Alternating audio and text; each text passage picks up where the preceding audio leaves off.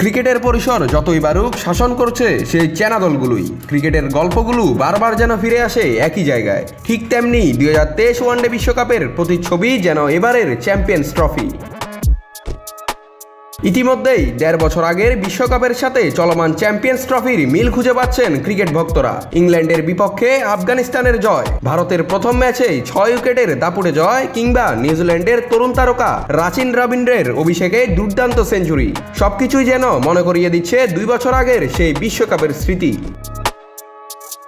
এবার তো এগিয়ে গেছে আরও এক ধাপ। দক্ষিণ আফ্রিকা ইংল্যান্ডকে হারিয়ে নিশ্চিত করেছে চ্যাম্পিয়ন্স ট্রফির সেমিফাইনাল। আর সেমির লাইন আপ একেবারে 2023 বিশ্বকাপের মতো।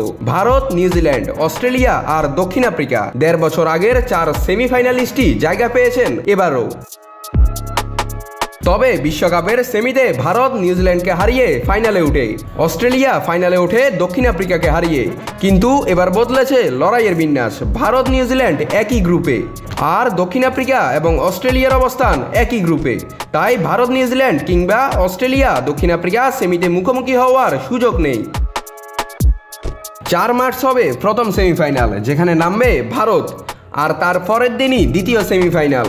যদি অস্ট্রেলিয়া ভারত সেমিতে মুখোমুখি না হয়, এবার ফাইনালের মঞ্চে দেখা যেতে পারে অস্ট্রেলিয়া ভারতের ধ্রুপদী লড়াই। তবে কি এবার পুনরাবৃত্তি ঘটবে 2023 ওয়ানডে বিশ্বকাপের, নাকি দেখা মিলবে নতুন কোনো চ্যাম্পিয়নের? ডেস্ক রিপোর্ট, নিউজ না স্পোর্টস।